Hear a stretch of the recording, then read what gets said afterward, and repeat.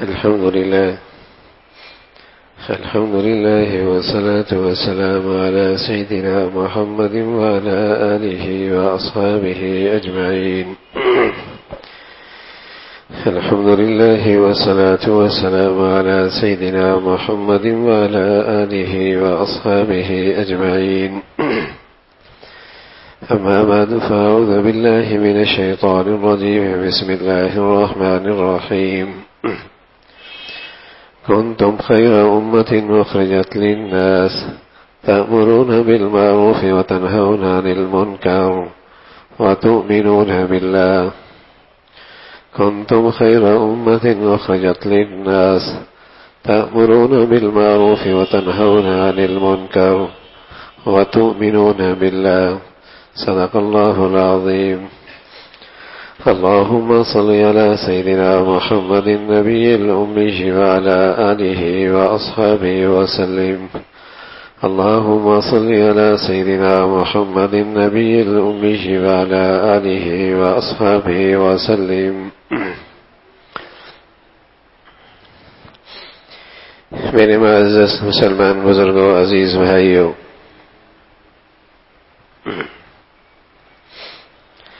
آج اسلام کی دنیا سے ہٹ کر بھی کسی جگہ پر مسلمانوں کو اکٹھا کیا جائے تو مسلمانوں کی اتنی بڑی تعداد نظر آتی ہے کہ کبھی اس کا صرف تصور ہی کیا جا سکتا تھا، اور اس کے پاس جو خوشحالی اور دولت اور فراوانی ہے، اسے دیکھ کر آنکھیں حیرہ کی حیرہ رہ جاتی ہیں۔ اتنی بڑی تعداد، اتنے بڑے وسائل، اتنی بڑی سلطنتیں، اور ایک وقت ایسا تھا کہ یہ ہاتھوں کی انگلیوں پر گنے جاتے تھے۔ اتنی بڑی تعداد کی صرف حسرت ہی کی جا سکتی تھی۔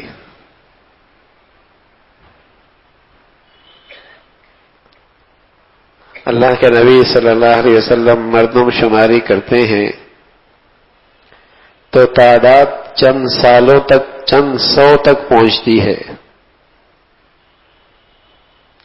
سب سے بڑی تعداد جو مردم شماری کے بعد ایک مرتبہ سامنے آئی تو 1500 کی آئی۔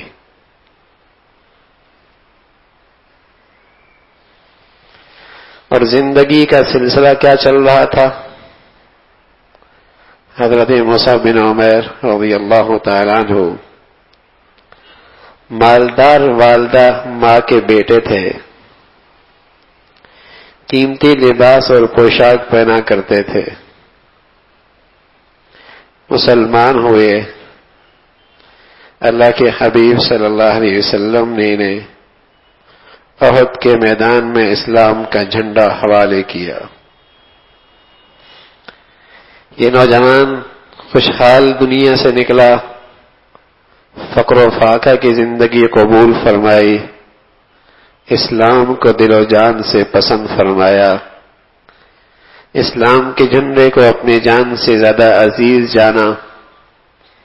ایک ہاتھ کٹا، اس نے جھنڈا دوسرے ہاتھ میں لیا، وہ بھی کٹا، اس نے سینے سے چمٹا لیا۔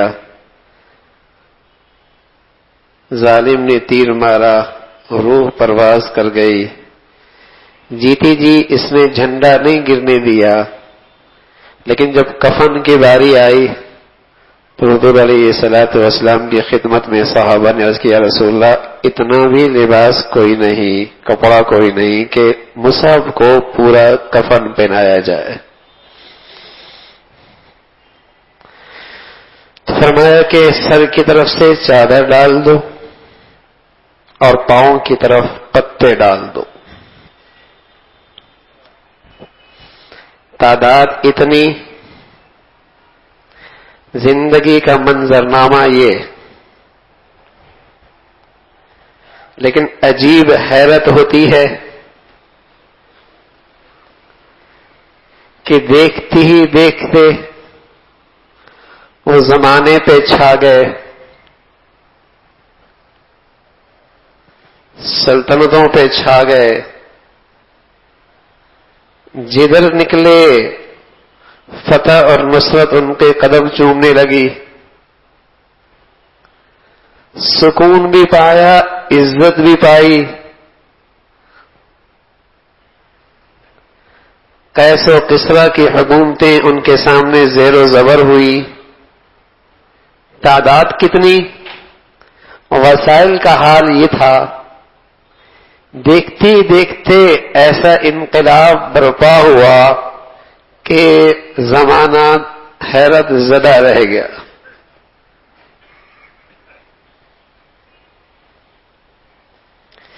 دوسری طرف آج کا منظرنامہ، کسی اسلامی دنیا سے ہٹ کر بھی اگر مسلمانوں کو اکٹھا کیا جائے، اتنی بڑی تعداد نظر آتی ہے، ان کے جسم کا لباس اور پوشاک دیکھیں تو آنکھیں دیکھتی رہ جاتی ہیں۔ دولت اور وسائل دیکھیے تو آدھی دنیا کی دولت وسائل ان کے ہاتھوں میں ہے۔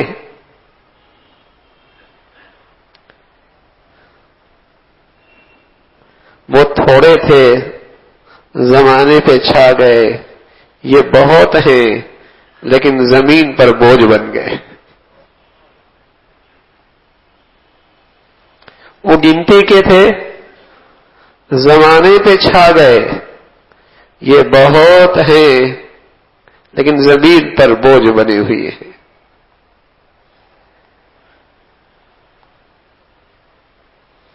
وہ جہاں نکلتے تو دنیا کو امن اور سلامتی کا پیغام دیتے، ان کی زندگی کا نقشہ بدلتے، انہیں عدل و انصاف کا دستور دیتے، اور آج یہ جہاں بیٹھے ہیں وہاں ہر جگہ یہ ظلم کی آماجگاہ بن چکی ہے، بلکہ انہی کی زندگیاں ظلم کا نشانہ بنی ہوئی ہے۔ امن اور سلامتی، اس کا تو تصور ہی ختم ہوتا چلا جا رہا۔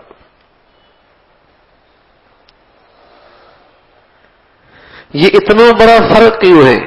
رسول اللہ صلی اللہ علیہ وسلم کی خدمت میں ایک مرتبہ آپ نے عرض فرمایا آپ نے کہ ایک وقت آئے گا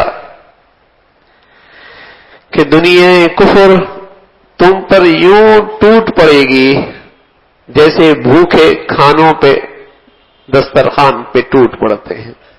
جیسے ہم سنتے ہیں کہ جلسہ درم برم، مجلس درم برم، سب کھانے پہ ٹوٹ پڑے۔ فرمایا ایک وقت آئے گا تمہیں اچکنے کے لیے اور تمہارا خون کا حصہ اور تمہیں تمہارا خون بہانے میں اپنا حصہ ڈالنے کے لیے دنیا ساری اکٹھی ہو جائے گی۔ تو آپ علیہ الصلوۃ والسلام نے عرض کیا یا رسول اللہ، کیا اس وقت ہماری تعداد تھوڑی ہوگی؟ آپ نے فرمایا نا، تعداد تو بہت ہوگی، لیکن جو تمہارا رعب اور دبدبہ اللہ نے تمہارے دشمنوں میں ڈال رکھا ہے، وہ رعب اور دبدبہ نکل جائے گا۔ سچ ہے، جب دھرتی کا یہ مسلمان اللہ سے ڈرا کرتا تھا تو اللہ نے اپنے دشمنوں کے دلوں میں اس کا رعب ڈال رکھا تھا۔ جب یہ اللہ کے حکم کی عزت اور احترام کرتا تھا، زمانہ اس کی عزت کیا کرتا تھا، اس کا احترام کیا کرتا تھا۔ لیکن جب اس نے اسلام کو اپنے گھر سے رسوا کر کے نکالا، ساری دنیا میں کہلانے والا مسلمان رسوا اور ذلیل ہو گیا۔ جب یہ اپنے گھر میں اپنی زندگی میں اسلام کو عزت اور احترام نہ دے سکا تو پھر زمانے نے بھی اس کو اسلام کے نام سے عزت اور احترام کوئی نہیں دی۔ جب اس نے اپنی سوسائٹی اور معاشرے سے اسلام کو رسوا کر کے نکالا، پھر یہ بھی دنیا بھر میں ذلیل اور رسوا ہو رہا ہے۔ حضرت عمر رضی اللہ عنہ فرمایا کرتے تھے اعزنا اللہ بالاسلام، ہماری یہ ترقی اور یہ مدد اور نصرت اور یہ عزت اور عروج اور یہ کامیابیوں کے سارے نقشے کس کے بدولت ہیں؟ حضرت عمر رضی اللہ عنہ فرمانے لگے ہماری یہ کامیابیاں اور عزتیں اور یہ عروج اور یہ فتح اور نصرت یہ کس کے بدولت ہیں؟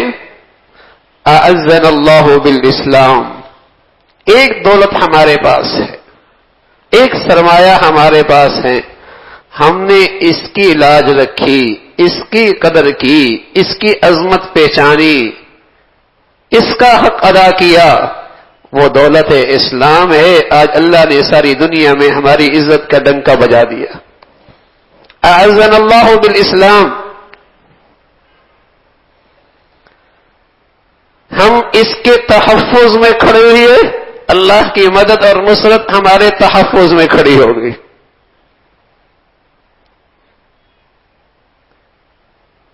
ہم اس کی سہارا بن گئے، اللہ کی قوت اور طاقت ہماری سہارا بن گئی۔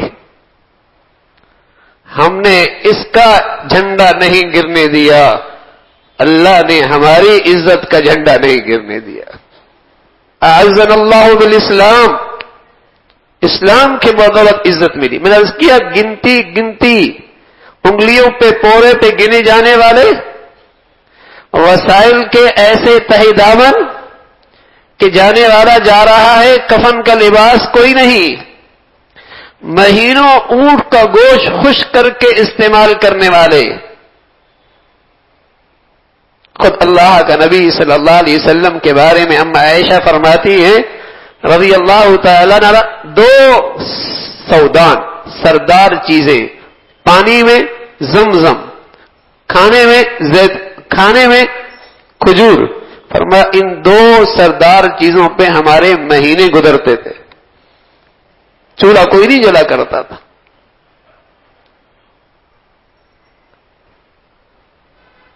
مادی نقشوں کا یہ حال ہے، لیکن ایک دولت تھی اس سوسائٹی میں، اعزنا اللہ بالاسلام،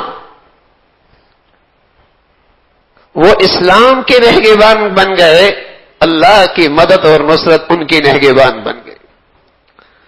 اور یہ کوئی خیالی پلاؤ نہیں، یا انہونی بات نہیں، یا ایک تصوراتی خاکہ نہیں، اللہ کا وعدہ ہے ان تنصروا اللہ ینصرکم، ان تنصروا اللہ ینصرکم، اور اللہ سے بڑا سچا کوئی نہیں، اللہ سے بڑا سچا کوئی نہیں، اور جس کی مدد اور نصرت پہ اللہ آ جائے اس کا مقابلہ کوئی نہیں کر سکتا۔ عجیب بد نصیبی ہے مسلمانوں کی، جب بھی مسائل میں الجھتے ہیں، حالات میں الجھتے ہیں، تو اپنی مادی تدبیروں ہی کے اندر حلال سنوارنے پہ نقشے بناتے ہیں۔ مسلمان کہلانے والے کا بھی خیال نہیں آتا کہ اللہ ہماری کیا رہنمائی کرتے ہیں، ہمارے اسلاف کن راہوں پہ چل پر عزت کی بلندیوں پر پہنچے، اور بدامنی کا وہ علاقہ جہاں رات کے اندھیرے میں گزرنا کوئی تصور نہیں کر سکتا تھا، اور دنیا کی کوئی مہذب سلطنت ان پر حکومت کرنے کے لیے تیار نہیں تھی، بدامنی کا ایسا نقشہ وہاں تھا۔ لیکن دیکھتے نہ یہ ہے کہ اللہ نے انہیں امن اور سلامتی کی زندگی دی، انہوں نے دنیا کو امن اور سلامتی کا تحفہ بانٹا اور تقسیم کیا۔ ان تنصروا اللہ ینصرکم، کہ اللہ کی مدد اور نصرت ہے اس لیے کہ تم اسلام کے نگہبان بنے ہو، اسلام کے نگہبان بنے ہو، تم دین اسلام کے تحفظ کے لیے کھڑے ہو۔ کنتم خیر امت اخرجت للناس، فرمایا تم تو پوری امت ہو اور تمہاری یہ ذمہ داری تھی کہ اسلام کا عدل و انصاف کا نظام گلی گلی پہنچاتے، گھر گھر پہنچاتے، تم زمانے کو عدل و انصاف کی زندگی دینے کے لیے نکلے تھے،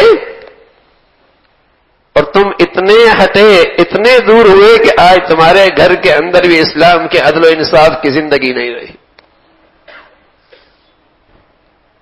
اتنے پیچھے ہوئے،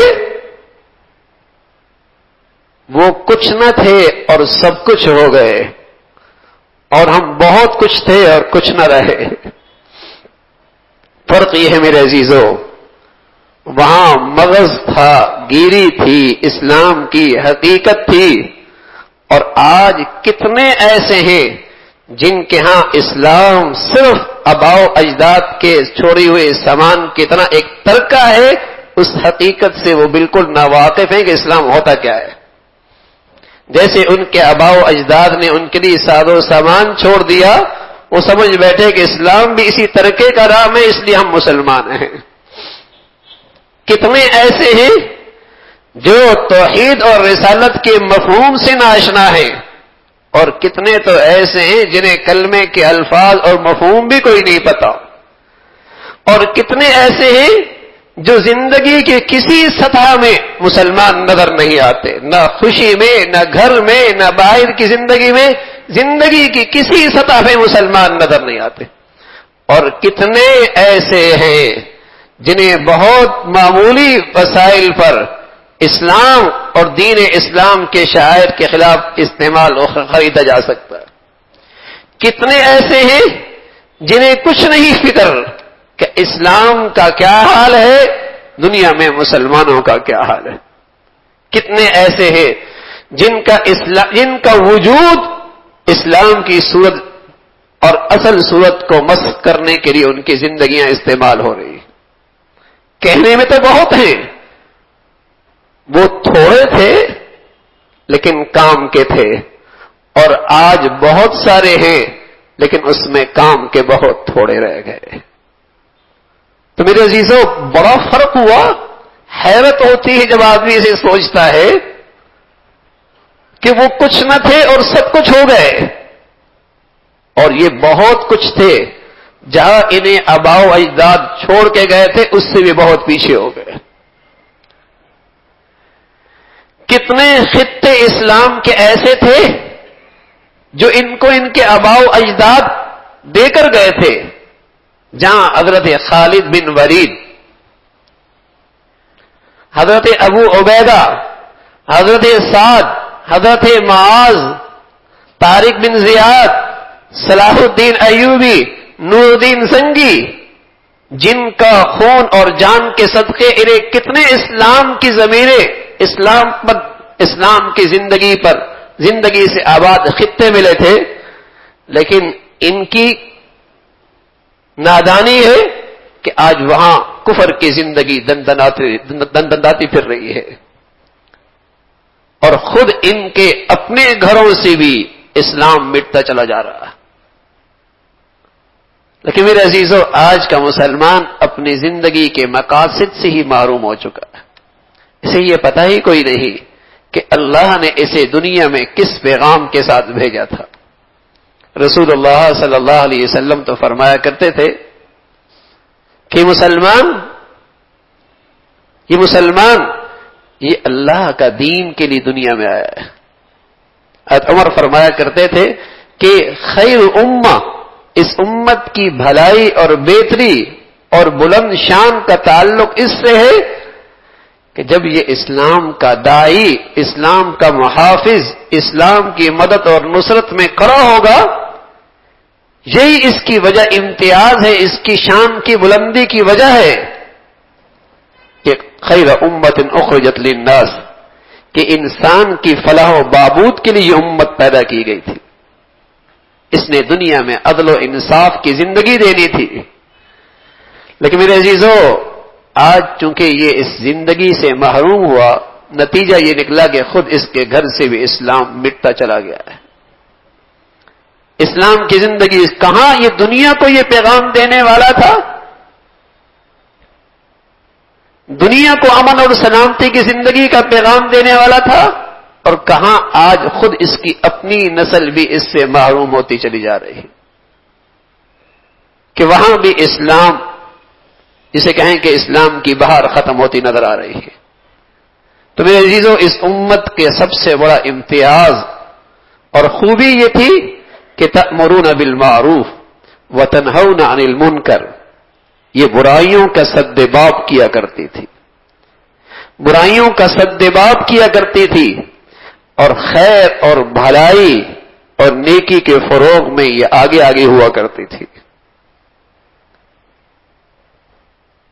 ایک باپ اپنے بیٹے سے کہتا ہے، تربیت کرتا ہے، اور تربیت میں اسے نصیحتیں کرتا ہے، تو نصیحت میں کہتا ہے، بیا بنی اقم الصلاۃ وأمر بالمعروف وانہی عن المنکر واصبر علی ما اصابک ان ذلک من عزم الامور۔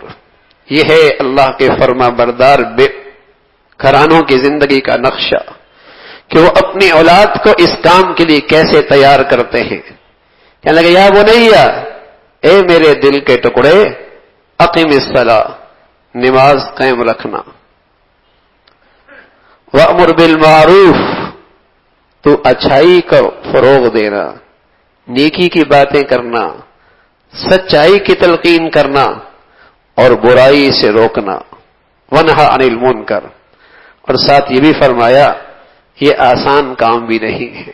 اور پھر خاص اس دور میں میرے عزیزوں، جہاں لوگوں کی نظروں میں برائی اچھائی بن جائے اور اچھائی ہی برائی بن جائے، تو وہاں خیر کا علمبردار بننا اور برائی کے راستے میں رکاوٹ بن جانا بڑے دل گردی کی بات ہے، بڑے ہمت کی بات ہے۔ اس لیے کہ اب برائی ایسی ہے، اس پہ فخر کیا جا رہا ہے، وہ اسٹیٹس بن چکی ہے، وہ ترقی کا نشان بن چکی ہے، وہ روشن خیالی کی علامت بن چکی ہے۔ فرمایا، بیٹے برائی سے روکنا، اچھائی طرف بلانا، لیکن ہے بڑا ہمت کا کام، بڑی ہمت کا کام۔ تو میرے عزیزو، مسلمانوں کی مدد اور نصرت، عزت اور کامیابی کا تعلق اسی سے تھا کہ مسلمان اسلام کا تھا، اور مسلمان اسلام کو اپنا سمجھتا تھا اور اس کے تحفظ کے لیے کھڑا ہوا کرتا تھا، پھر اللہ کی مدد اور نصرت بھی آیا کرتی تھی۔ اللہ ہمیں پھر اس زندگی پہ چلنا ہم سب کے لیے آسان فرمائے۔ آخر دعوانا